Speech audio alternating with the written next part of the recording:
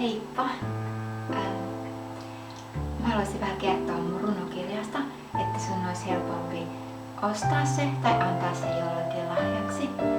Ja itse asiassa tämän kirjan takana on aika ihana tarina ja mä haluan lyhyesti kertoa sen ihan ensin. Eli tuossa yli 10 vuotta sitten yksi tuntematon ihminen kysyi multa, että pitäisiköhän sun kirjoittaa runoja. Ja mä sanoin ihan spontaanisti, että ei ole ollenkaan mun juttu. Ja jotain mä yritin kirjoittaakin, mutta ei sitä oikein mitään tullut ja sit se jäi. No sitten tuossa 6 vuotta sitten mä olin merenrannalla ja yksi sellainen lause alkoi pyöriä mun päässä. Ja mä uskaltauduin mun ystävälle sen lähettämään ja hän sanoi, että jos sulla on tommonen lahja, niin miksi et sä kirjoita runoja? Mä sanoin, niin mikä lahja? Ja siitä se alkoi ja sitten mä menin runokurssille vahingossa jatkokurssille ja se ohjaaja sanoi mulle, että mä voin käsittää, että miten sun runoissa on niin kuin painetusta runokirjasta tekstiä ja sit sä oot kuitenkin ihan pihalla runon rakenteen kanssa. Et siitä mä aloitin. Ja pari vuotta mä kävin sille kurssille ja mun ystävä yllytti, että osallistutaan kilpailuun. Mä että mihin kilpailuun? Ja hän sanoi, että runokokoelma lähetät sinne. Mä että eihän mulla ole, mä oon vasta aloittanut. Ja vähän vitsillä sitten keräsin mun runot kasaan ja lähetin sinne kilpailuun. Ja no, sieltä tuli sitten sähköpostia mulle ja ne sanoi, että oli tosi vaikea niin tilanne, että kun heille oli tullut noin 700 kokoelmaa ja he yritti 3 valita, mutta heillä oli pakko valita 5 ja niistä 2 oli runokokoelmaa, koska he halusivat antaa runoille mahdollisuuden, kun ne runot oli heidän mielestä niin kauniita ja herkkiä. Että vaikka runokirjalla on pienempi levikki kuin vaikka romaanilla tai dekkarilla. Ja sitten mä ajattelin, että no haluanko mä julkaista tämän kirjan ja onneksi keksin lukea sen sitten videolle. Ja mä hämmästelin, että miten mä olin saanut, kun mulla oli 1 ilta aikaa ollut kasata ne mun runot ja mä olin ihan silleen, että hei, että joku väliotsikot pitäisi olla ja varmaan joku nimikin pitäisi olla ja ihan viime minuutilla mietin sellaisia, niin mä olin saanut siihen sen illan aikana toimivan kaaren. Ja sitten kun mä kuuntelin sitä rauhassa, niin mä aloin itkeä. Ja jotenkin mulla on tärkeää, että tai mä tykkään sellaisista kirjoista, jotka saa mut itkemään. Jotenkin koskettaa mun tunnemaailmaa. Ja mä jotenkin intuitiivisesti päätin siinä, että okei, että julkaistaan tää kirja. Ja kaikkein mielenkiintoista on se, että mun viimeisessä hiontavaiheessa mulla oli tosi vaikea tilanne, mun piti päättää iso asia mun kirjassa, mikä ratkaisi sen, että se ei rajaisi lukijoita, että sen olisi helppo lukea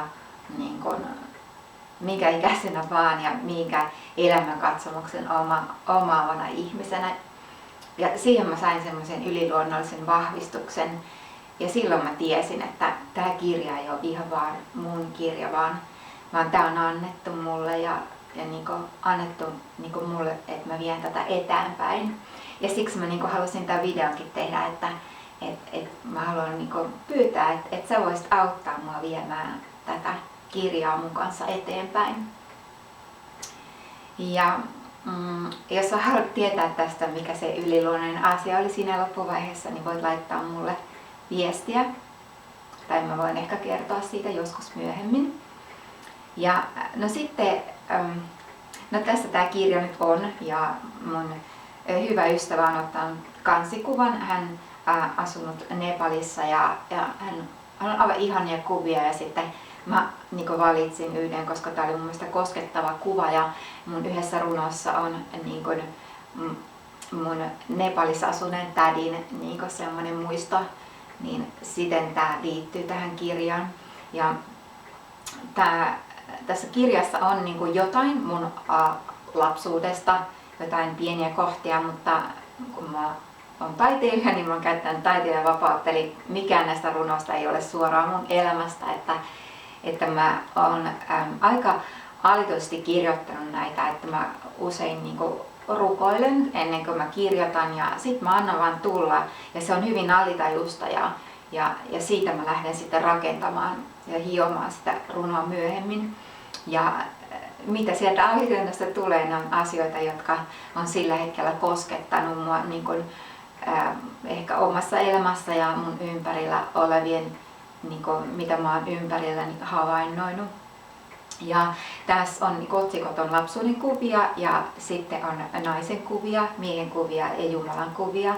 Ja erityisesti sen Jumalan kuvia mä halusin sellaiseksi, että vaikka ei uskoisi Jumalaan, niin se ei rajaa lukijaa, vaan jokainenhan meistä jollain tavalla uskoo yliluonnolliseen.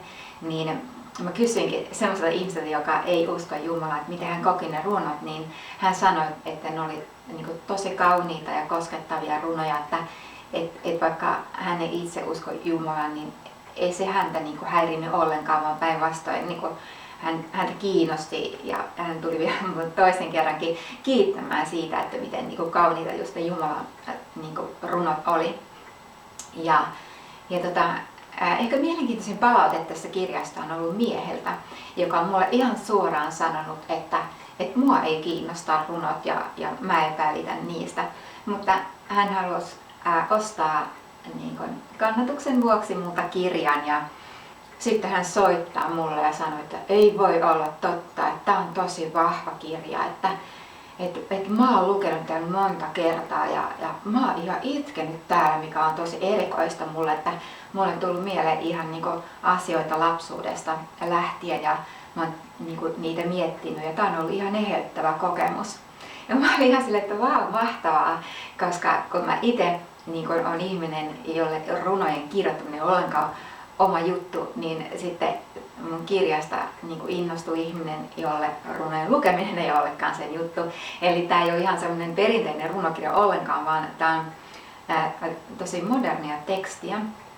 Ja mä haluankin jotenkin niin kun innostaa ihmisiä, jotka yleensä ei lue runoja, niin tarttumaan mun kirjaan ja niin kun sanomaan, että on ehkä enemmän niin kun semmoisia kuvauksia elämästä ja niin kuin, tunnemaailman kieltä.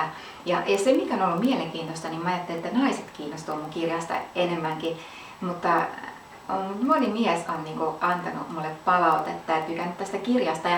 Ja mä tuun siihen johtopäätökseen, kun joku tutkija joskus sanoi, että mies ja nainen on aika samanlaisia niin kuin tunne-elämän niin kuin perusasioita. Ehkä se tekee sitten sen, että miehetkin löytää niin kuin sen tarttumapinnan sieltä niin kuin mielenmaisemasta. Ja tässähän on paljon naisen ja miehen niin kuin semmoista suhteeseen liittyvää niin kuin mielenkiintoista asiaa.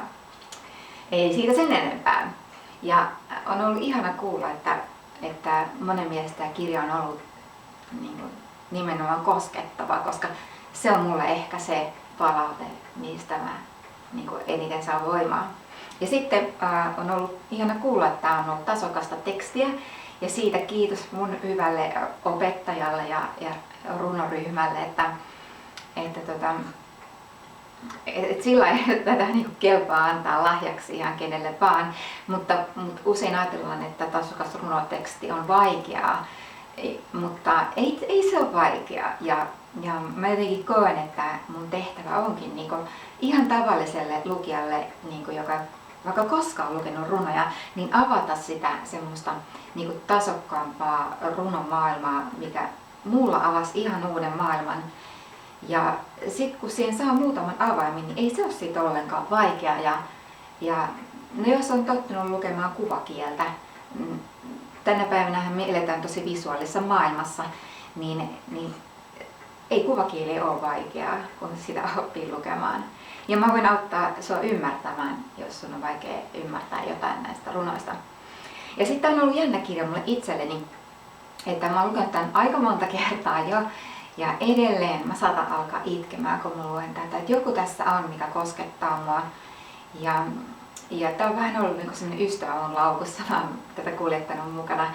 Ja sit on huomannut semmoiset, että joku niinku haasteellinen päivä, niin sieltä on niinku noussut semmoinen, aina vähän eri lause, mutta semmoinen niinku voimalause siihen päivään.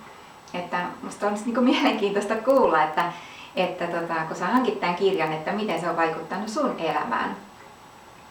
Ja sitten, mikä ihaninta, niin tää on tosi edullinen tää kirja. Mä halusin, että se voisi olla halpa ja sen olisi sen takia matala kynnys hankkia. Ja mä tein sen niin, että mä pakkasin tavallaan mun runot niin, että yhdessä runossa on niinku noin 2 runon materiaali, että tää voisi olla niinku puolet paksumpi kuin tää tällä hetkellä on.